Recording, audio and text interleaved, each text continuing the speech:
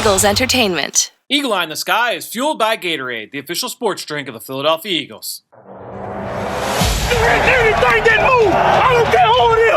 Let's go. Give me everything you got. Play fast, play hard. Let's meet these boys tonight in their house. It's party time. It's party time. There we go. Touchdown! You are listening to the Eagle Eye in the Sky podcast.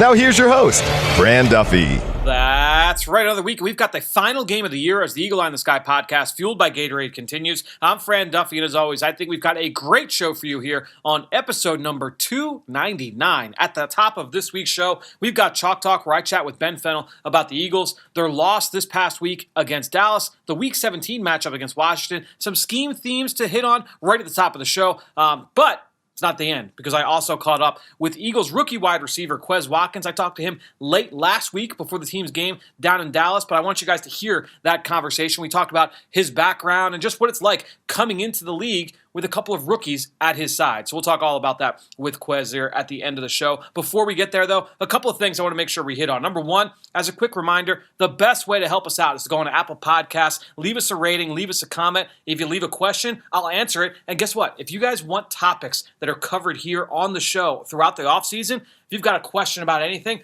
I will go and find a guest to come and sit and talk with me about that subject. We can create a whole episode around it. So if you've got ideas, if you've got topics that you want me to hit on, if you've got requests, you know where to go. Go to our Apple Podcast page, leave it in the comments section, and I will be sure to hit on it here over the next few months. Also, if you enjoy my conversation with Ben here each and every week, then make sure you go and subscribe to the Journey to the Draft podcast. It's that time of year, right? The Eagles are out of the playoffs, so I think a lot of fans at home are now getting their eyes to the offseason, not just what's going to happen with this current Eagles team, but also, who are the guys that are coming down the pipeline here with the NFL draft? The Eagles appear to be picking here in the top 7, 8, 9 of the draft, depending on how things go later this weekend. But we are covering every single big-name prospect and all the guys you need to know on day 2 and day 3 as well. Make sure you go check that out on the Journey to the Draft podcast, wherever podcasts can be found. And I've said it numerous times over the last few weeks. My favorite segment on that show has been the Scout Story segment, and it's a new segment here this year. And every week, I welcome a member of the Eagle scouting staff to come on and talk about a current Eagle and just give their memories of scouting them coming out of college. And then we talk big picture takeaways from that position or from that scouting report. Well, this week, I talked with Eagles Southwest area scout Sean Heinlein to talk about Darius Slay and get his thoughts on him when he came out of Mississippi State back in 2013. Here's what Sean had to say from the Journey to the Draft podcast. Well, joining us once again here on the Journey to the Draft podcast, driven by AAA, Eagles Southwest area scout Sean Heinlein. Sean, thanks so much for joining us once again, man. Thanks, Fran. I appreciate it. Thanks for having me on. So let's talk about Eagles corner Darius Slay. And I remember when he was coming out of Mississippi State, it was him and Jonathan Banks, the two corners, for the Bulldogs that year. And they were both really, really talented. I'm interested to kind of get your memories on scouting Slay, and I guess Banks too, because it almost was like not a package deal, but since they were both so talented, you couldn't talk about one without the other. Memories on kind of evaluating him and projecting him to the league. Right, that was the thing. When you went in there, Banks was the high-rated guy that everyone's wanting because he had such high production going into that final season. So you're really anticipating going in and seeing this guy. And then you walk out on the practice field and you watch Slay move around. You're like, holy cow, who is this kid? He takes your eye because he was a much better athlete in Scout's eyes. He was just so fluid. I mean, obviously he had great size for a corner, showed ball skills in practice. You're like, holy cow, because he had come from junior college, so he wasn't really on the radar like Banks, who had put together a couple of years in SEC play. So Slay kind of just popped some eyes when he walked out there on the field of, hey, we got to do some more digging here. There's more than just one guy. How hard is that to do? I should say how hard is that to do, but do you almost like have to try hard to not get suckered into like, all right, like I know I'm coming in to watch this guy, then not get tunnel vision on just that one player and not miss out on, oh, by the way, there's another blue chip guy right across the field? Right. Not so much. I mean, you expect to have some surprises at the SEC schools for sure. I mean, there's guys that are backups that end up playing for a long time in the NFL. Ron Brooks, who we drafted in Buffalo and then came to Philadelphia. He only started a couple of games at all at LSU, right. But was a productive player when he played. And so you kind of expect that there's going to be guys, there's going to be surprises. So you want to keep your eye open for all those guys. Because, again, sometimes they slip through the cracks for a little bit, especially coming from a junior college or something like that. They just haven't found their footing yet. Major college football, that's all. I feel like one big topic that a lot of people will bring up, especially when we talk about Banks versus Slay, was like, and it's not really a black and white discussion, is like traits versus production. In the scouting world, like, how do you guys talk about that? How is that kind of discussed amongst you and your peers? Again, it comes down to a thing of like potential. Like, where is this guy projected to be in a couple of years? With Banks, because of his traits and his production that he had in the SEC, you kind of already knew what he was going to be going into it. With Darius, it was more of where's he going to be in a couple of years, because he's just getting his feet underneath him, coming from junior college, finally getting to start at Mississippi State, putting together the production he did that senior year.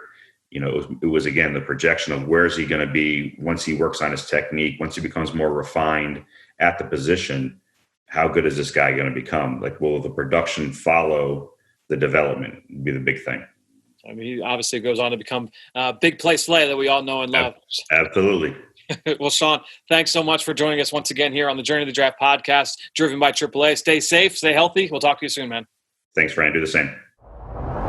So that was that whole segment with Sean. Hope you guys enjoyed that, and my takeaways as well from that exchange. I think overall, when you look at the evaluation of Darius Slay, certainly a really fun one and a good case study since he came out the same year as Jonathan Banks, who was a much bigger name throughout that pre-draft process. But make sure you go check out the Journey to the Draft podcast. Those interviews happen, those segments happen every single week over there on that show, and we do 2 episodes a week. So hope you guys have enjoyed that. Make sure you go and subscribe wherever podcasts can be found. All right, talking about Journey to the Draft, let's talk with the guy who is on every single episode of that show with me. That's Ben Fennell. We're going to dive into our chat now in Chalk Talk. Let's get down to business. It's time for Chalk Talk. Well, joining me once again here on Chalk Talk on the Eagle Eye in the Sky podcast, fueled by Gatorade, my friend Ben Fennell. And Ben, first of all, Happy New Year, man. We got our last, I guess, regular season version of the Eagle Eye in the Sky podcast with you and myself kind of talking through an upcoming game. And we'll talk about some specific schemes that not just impact this matchup, but even looking back to last week against Dallas.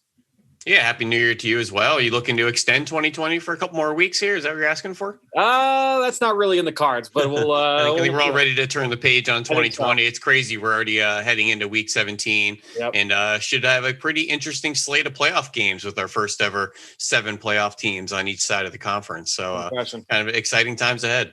No question. So real quick, as we usually do, I mean, we put together Eagles game plan this week with a different kind of spin. And honestly, this episode of the show, of the podcast, will have a little bit of a different spin too. But with Eagles game plan this week, we didn't want to spend too much time looking at this matchup for week 17 against Washington, right? We want to take more big picture, kind of looking at the state of this team, the state of the roster going into the offseason 2021 and beyond. And so that first block, all about the Eagles offense. Obviously, we talk about the quarterback picture, what Carson Wentz and Jalen Hurts both bring, and the decision that the Eagles will have to make here, or potentially have to make moving forward over the next couple of months. We also touched on Jalen Reagor, the impact that he can have. I know that Greg is a huge fan of Jalen Reagor, going back to his days at TCU. He saw a lot of potential from him this year.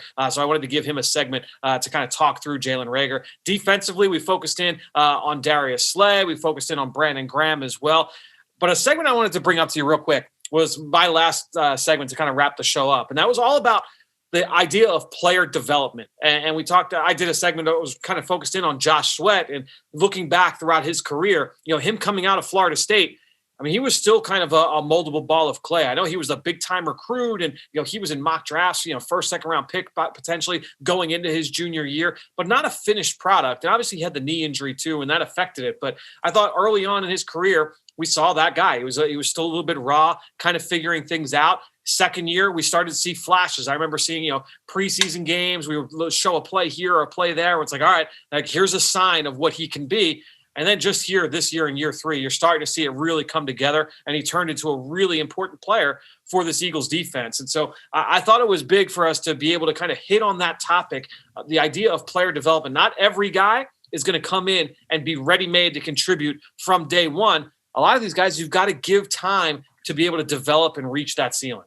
Yeah, absolutely. And he was a bit of a raw prospect coming in, very toolsy. Obviously, had a bit of a knee injury as well towards the end of his college career into the NFL. It probably set back his ability to contribute right away and probably set back his ability to be a higher draft capital player. But he certainly had the upside being that talented player out of high school everybody wanted. but he's only been a part-time player with the Eagles in his young 3-year career. And he was about 35% play time last year. This year, he's cranked that up to about 45% really on that second unit of the defensive line. And he's provided exactly what you want. That instant pressure, instant production, anytime he's on the field. And to watch him ascend, and he's actually a very technical player. And we love watching him and his first step get off, his hand usage, his counter moves, obviously that infectious style of the defensive line of the entire Eagles, always hustling and flowing to the football. Now it's that cat and mouse on. Can we increase the play time and still get that production? Can he play 60, 70%, maybe be a starter and still get this level of production? Or will that come at the expense of maybe not being as fresh? Those second unit guys for the Eagles, always very valuable. They always like to play pretty much 7, 8 deep across the board. So having that third, fourth defensive end is valuable. And I think Josh Sweat has really done a good job in filling that role. I think it's a really good point, and it's something that I'm sure we will discuss a lot here as we get into this offseason. So Josh Sweat, a player that did not play this past week against Dallas, but I want to quickly kind of get your thoughts on the game. Obviously, a pivotal loss for the Eagles, eliminating them from playoff contention here for 2020. Big picture takeaways from your end. We obviously, I gave my thoughts on Monday with Greg. We heard Greg's thoughts. Interested to kind of get your thoughts after you came away watching the film. Well, I felt the game just took on so many different tones. And I remember sitting there watching the game with you, and after the first 2 drives, looking at each other and feeling pretty good. And the first quarter went really well, and they marched right down the field with a methodical drive, then the explosive play touchdown, which you love to see, those quick strike drives as well. We looked at each other and we were sitting pretty. And then things got away from you, and the rookie quarterback kind of had some rookie mistakes and some rookie-like play, which is expected. And the lead slowly got away from them, and it really took on a different tone in the second half. They got away from some things conceptually, but you had the highs and lows of a rookie quarterback, and that's kind of the live wire, week-to-week life of rookie, signal callers. You may get an upset special against us, playoff caliber team like the Saints, and you might lose some games to some lesser teams like the Cowboys that you probably should have won and blowing a lead and things like that. So there was certainly a lot of good to take away. There were some big plays on both sides of the ball. It was a fun game to watch back on tape because of that. But I just felt like collectively watching it back, it just took on a lot of different kind of tones throughout. So let's go into some of the things that we did see, and a play that we broke down. I thought it was really fun, going back. You mentioned watching the film on Monday morning, because while it was overall a negative game, there were a lot of really positive things to take away from it. And I thought early on, as you mentioned, we saw some really good things from the Eagles offense. And the play that ended that first drive, the touchdown run by Miles Sanders, it kind of hit me like a bolt of lightning as we were watching it, man, because it was basically, it wasn't anything crazy in terms of the structure. We see teams run these kinds of plays a lot where you've got the jet action with the run blocking up front, and you basically had 2 linemen pulling from the left. The Eagles had some kind of a read element on the play where the backside defensive end's unblocked. So Jalen Hurts is reading that backside end, but you had the defense expanded horizontally because of the jet. You had blockers coming from left to right. They're down in the low red zone, and I'm watching this saying, like, I've seen this pattern, this motion pattern before. I've seen this develop. This looks just like the Eagles shovel pass that we've seen for years and years and years under Andy Reid, and it was just kind of fun. Those kinds of things pop up to you and I while we're watching film all the time, and I thought it was a really kind of fun way to break down one of the biggest plays. You could even go back a couple more decades. Let's get a seal here and a seal here. What are we trying to do, Fran? We're trying to create an alley for the ball carrier to get through. Yep. And sometimes you have to break it down and just say more of a human nature. We're trying to create an alley. So how do we do that? If you can influence and stretch the one side and maybe seal the backside, that's going to create that crease. And when we watch certain things from a conceptual lens, we immediately reflect back to other concepts that do the same thing. Completely different play design, but conceptually trying to attack and manipulate the defense the same way by creating a running path or an alley, by moving front side defenders, wide and horizontal width, and then sealing that backside lane. And you could kind of already see the visual of what I'm describing. Move your right hand to the right, seal off your left hand. And that's where we're trying to run that ball right between your palms right there.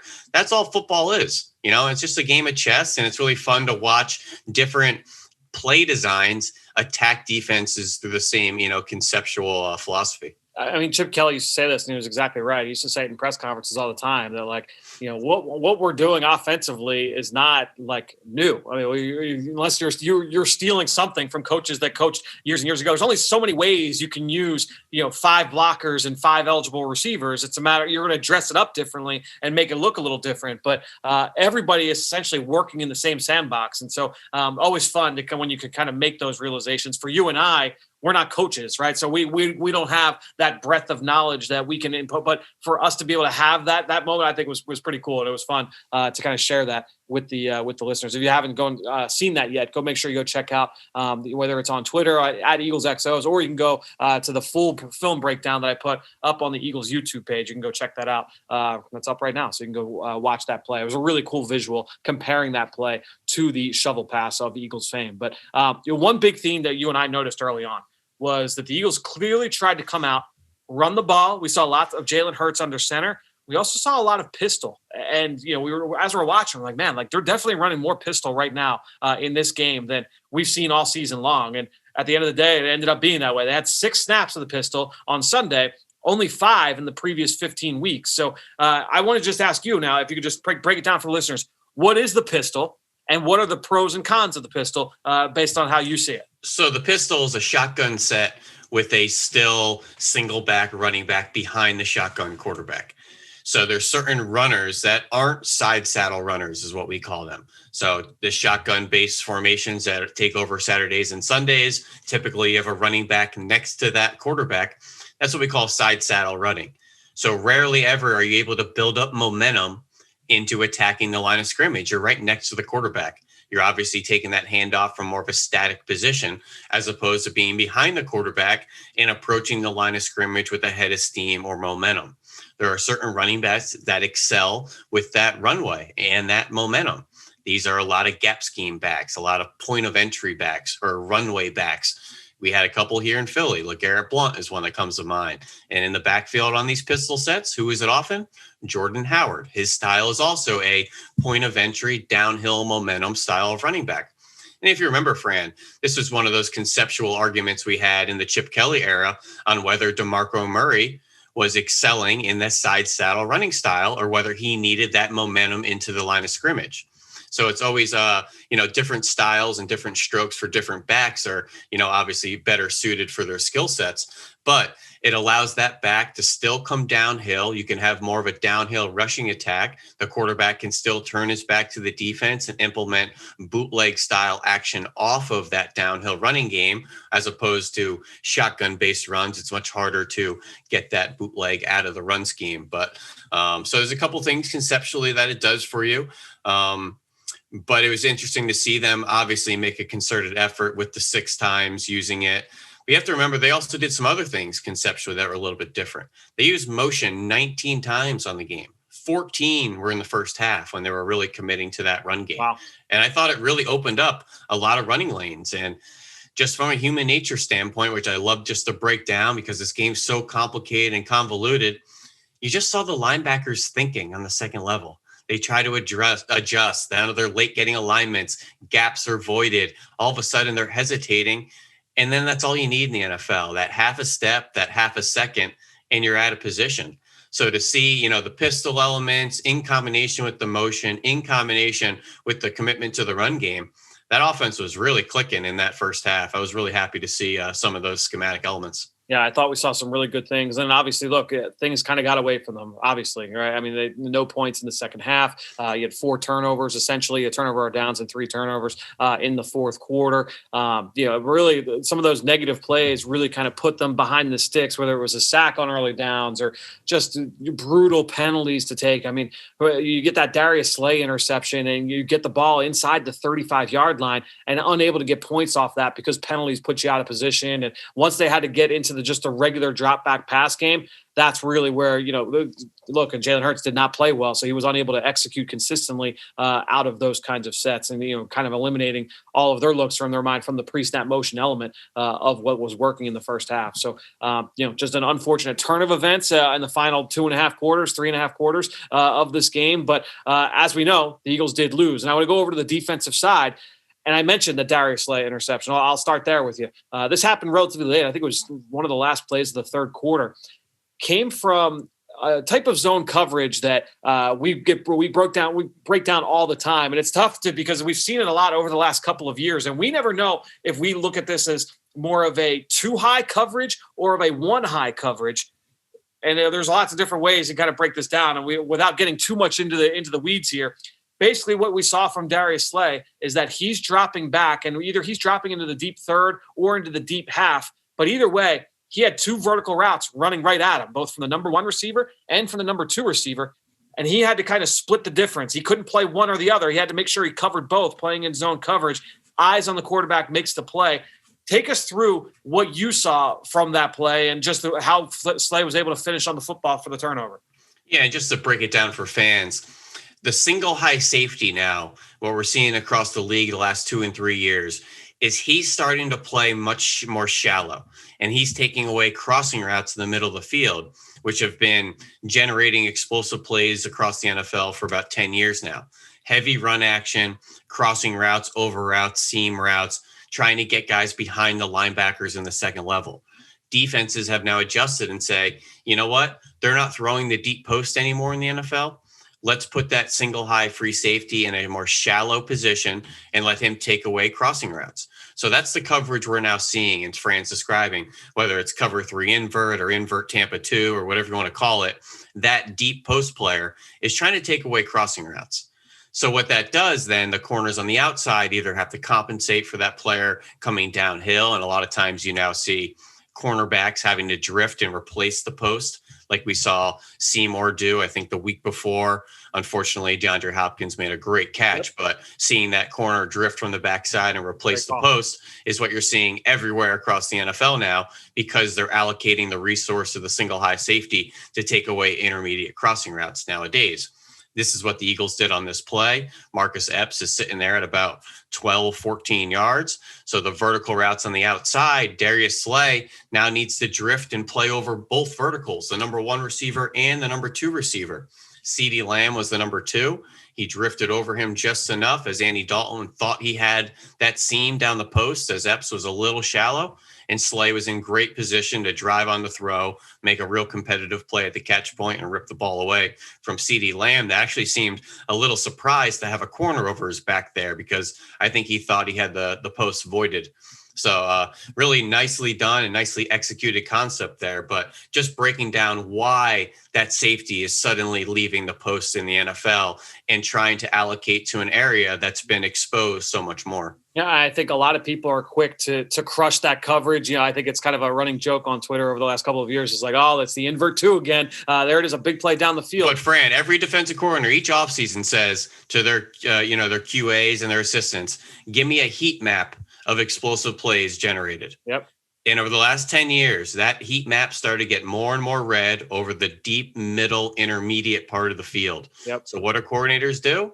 Erase the whiteboard and say, how do we figure out this area? So it's always the point, counterpoint, the cause, the effect, and this is the effect. And in the past, a lot of teams would try and do that by playing Tampa 2 with that Mike linebacker dropping. This is essentially the same idea, except instead of that being a Mike linebacker dropping in reverse, you have a safety who now is maintaining vision on the quarterback the whole way, coming from depth.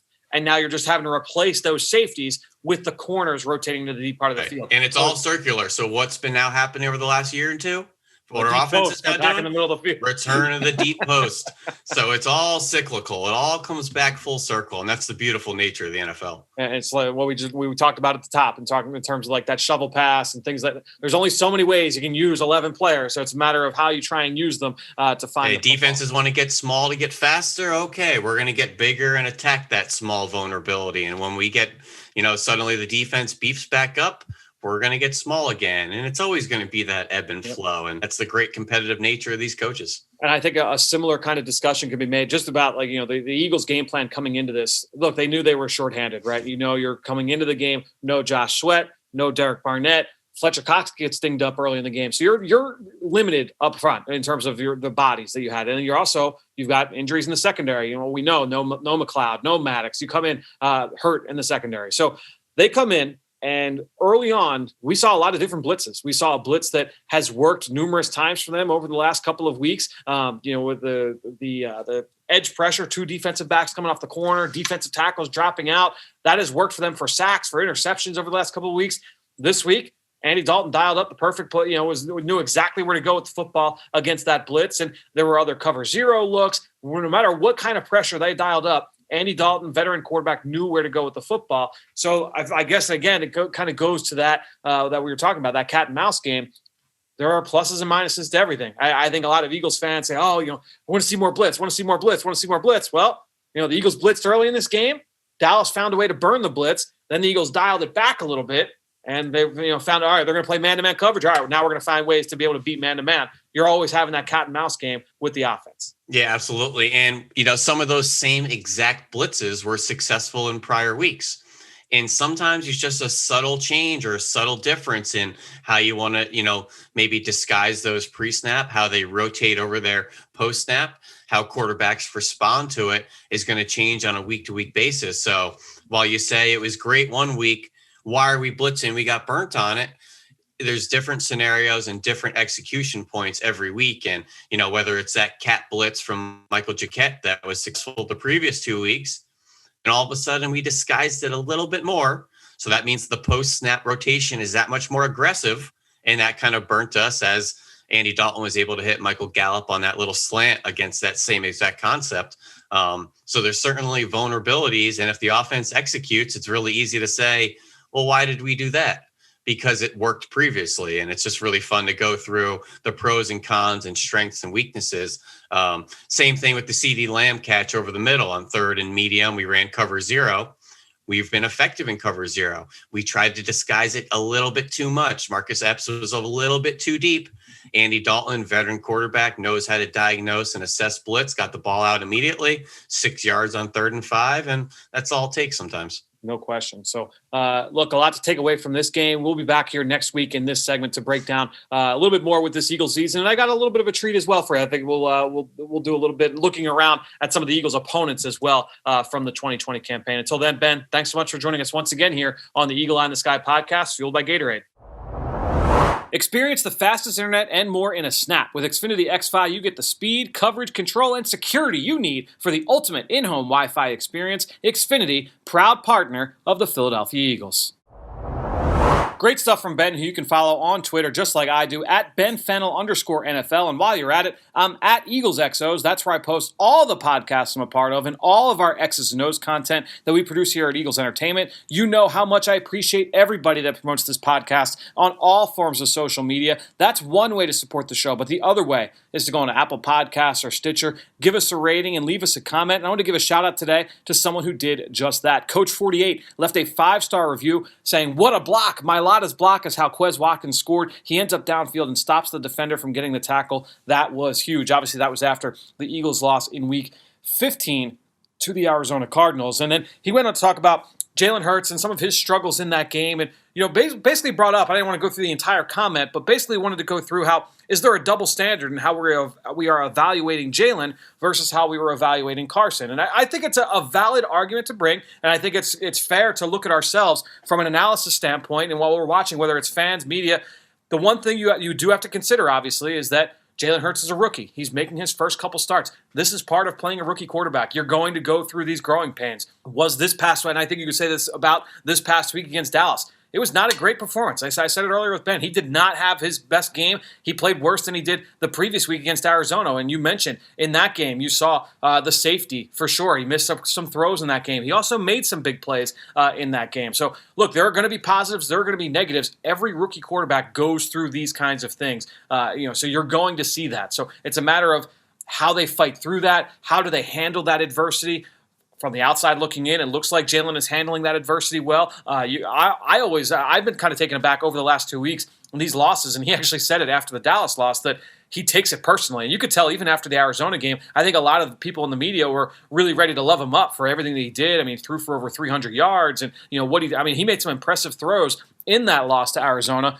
But, I mean, he looked extremely upset afterwards. And this is a guy that is not accustomed to losing throughout his high school and college career, whether he was at Alabama or Oklahoma. He won a ton of games. And so just seeing him take that loss, I thought that speaks to the way that he has handled that adversity. But no one knows that better than the coaches and the people that are working with him each and every day. So they've got more information than we do from that respect. But look, at the end of the day, yes, you do have to look at that and say, where are the areas that he needs to get better? Obviously, it was not perfect. You're never as good as people think. You're never as bad as people think. So, and I think that works for both of these guys when we're talking about Carson Wentz and with Jalen Hurts. Look, the Eagles, they're going to have a big decision to make here coming in the next few weeks, next few months. So I think ultimately we're going to let this play out, and we'll see exactly how this progresses here in the coming months. But Coach 48, really appreciate that. Thanks for leaving that comment over on our Apple Podcast page. And you mentioned that Quez Watkins touchdown. Ironically enough, I talked with Quez late last week before the Eagles' trip down to Dallas. We talked about that play. We talked about just his arrival here in the NFL. Let's get to that interview right now. Well, welcome into our one-on-one interview. Excited to be joined here by rookie wide receiver Quez Watkins. Quez, thanks for joining me, man. How you doing? Thanks for having me. I'm doing great, man. So let's get into your background as a receiver. How long have you been playing football? When did you first start? I started when I was 4 years old. I had friends and my brothers and stuff that was actually older than me and that was playing, and I couldn't play. So in order for me to play, I had to be in school. So actually I started school early to play football. So really football has been all me. Football has been my life. Were you always the fastest kid? Is that how you first made your mark? I can't say that because I was always competing to be who was the fastest growing up. And sometimes I win, sometimes the next person to win. But I knew I always can beat my brother. So that was the only person I was worried about. So if I went faster than him, I went fast enough. There you go. What other sports did you guys play growing up? When I was younger, I played basketball and baseball. But as I got to high school, it was only football and basketball. Did you, when you played baseball and basketball, was football always your love, or did you love one of those other two sports as a kid first? Actually, I started loving basketball more as I got to high school. And then when I got my first football offer, I converted back to football, and that was I think that was my junior year of high school. So really, I had a passion for basketball. I just felt like I was too short to play in the NBA, so I guess football it was. That seems to be the resounding thing from guys that played basketball growing up. It's once I realized I stopped growing, all right, I'm going to just shift my attention more towards football. What was your game in basketball? I was really a point guard. I was a floor general. And, okay. But as I got to my senior year, I kind of started playing the four, started having to play more, everywhere, honestly, because everybody got shorter, and I'm the tallest, but I'm still short. So I had to play the big man role. And you had that leaping ability for sure. You mentioned your first offer. What was that first offer? What was that recruiting process for How did you end up at Southern Miss? My first offer actually was Southern Miss. I want to say they called me after a basketball game. They came and saw me play and just saw my athleticism, and they offered me at the basketball game. And I really wasn't sure about Southern Miss because, when I went, the stadium, the scenery, it was different. And being in Mississippi, I kind of didn't want to be that close to home. But as I start talking to the coaches and everybody more, it just started becoming family. But my recruiting process, it wasn't as big as, a lot of other guys. I kind of had majority of Conference USA, so it was really pick and choose between there. So I talked with your former head coach, Jay Hopson, after the draft. And one of the things he told me, I said, what's something that stands out about Quez on the field? And he said, honestly, I can't think of a time where he was even with the defender and it was an even race and he got caught from behind. Do you feel like that's fair to say from the 4 years that you spent down there with the Golden Eagles? Definitely. I cannot let nobody catch me. I can't let nobody be even with me either. That's fair. So take us through when you first get there. You played relatively early. How did you grow as a receiver? And when did you feel like the light kind of went on for you? And what helped you get to that point? Really growing as a freshman, been around all the older guys and stuff like that, really just learning from what they did and their mistakes. And it gave me an opportunity to grow faster because everybody that was around was probably already 21 years old, 22 years old. probably got a kid or whatever, and I'm just this, 18-year-old, so I had to grow faster. And when it was my turn that my redshirt freshman year, I stepped up, and everybody really pushed me. Everybody pushed me to the max. So, I mean, you had that speed right away. How did you learn how to harness that and use that to your advantage, where you're just like, look, I'm not going to be able to just straight up run by everybody? What was it that kind of helped you along from the more of the nuances at the position? Honestly, I think I was completely raw talent all the way until my last year of college, and that's when I took the time and in the off season to actually work with different coaches and stuff on how to run routes and different techniques and stuff like that. And really, when I mastered my craft, that's kind of how I got to this point. Was there a coach or a player that really kind of helped open your eyes, or was it more like, look, the NFL is becoming more of a reality? I know you had a handful of teammates who went on to the NFL. I know the safety Moore was a third-round pick. I mean, Ito Smith was down there with you guys, right? So what was it that helped you kind of realize, hey, the NFL is a reality? Honestly, when that class left, Ito and all of them boys, and I was talking to them after when they got drafted, I think during their first year, after talking to them, they was like, it's right around the corner. And I'm like, it is right around the corner. And, time was kind of ticking down for me. And then I really was talking to Ito. Ito kind of helped me out a lot during my off season, going into my last season. Kind of helped me out a lot by, mentally and by setting me up with the right people. Yeah, so you get drafted in the 6th round by the Eagles. You get here, obviously a unique set of circumstances with COVID-19, but you get here to the NovaCare complex. Tell me about just the guys that you leaned on most here, whether it's players in that room or whether it's assistant coaches. Who are the guys that you've really leaned on over the last 6 months? Honestly, it's Jay Hurts. I was talking to him because I know I trained with him, so I was talking to him a lot. Okay. And then I met Ray at the Combine, and me and him connected on a different level. And John, me and John kind of got semi-history. We got some history together that a lot of people don't know about. But them 3 guys really, I kind of built around them. I fed off them.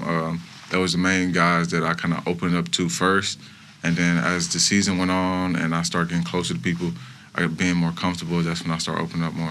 So what was that history with John? It must be cool just kind of coming in and going through that process with a couple of rookies in that room and say, look, they brought us all in to really make an impact. All 3 of you guys make the 53-man roster. What has that been like, and what was that history with John?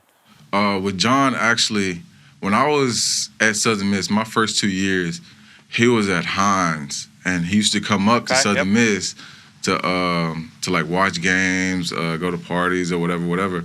And, we was kind of around each other, but we didn't know each other. So when all this came about and we was just talking and kind of related on different sceneries about we was at the same place at the same time and didn't even know each other. So that's really kind of how we got history, and we just know some of the same people. Gotcha. And then what is it like just kind of coming through this whole process with Jalen, with John, just 3 rookies in that room, and knowing that you guys all bring some extra juice to that offense that certainly showed up on Sunday? Man, we all 3 of us know that when the time comes, we can make a big impact.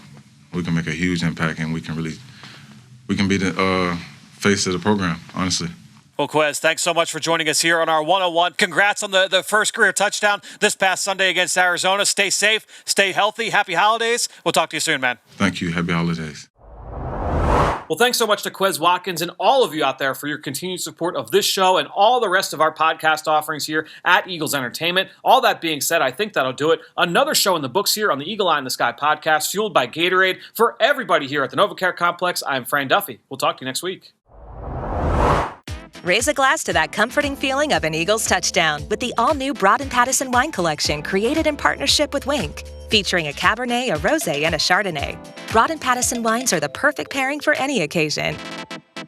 Now you can bring the sweet taste of victory with you to a dinner with friends or to the tailgate with your game day crew. Purchase online today at PhiladelphiaEagles.com/wine to stock up and have Broad & Pattison delivered right to your door. A portion of proceeds from every bottle benefit Eagles Autism Foundation.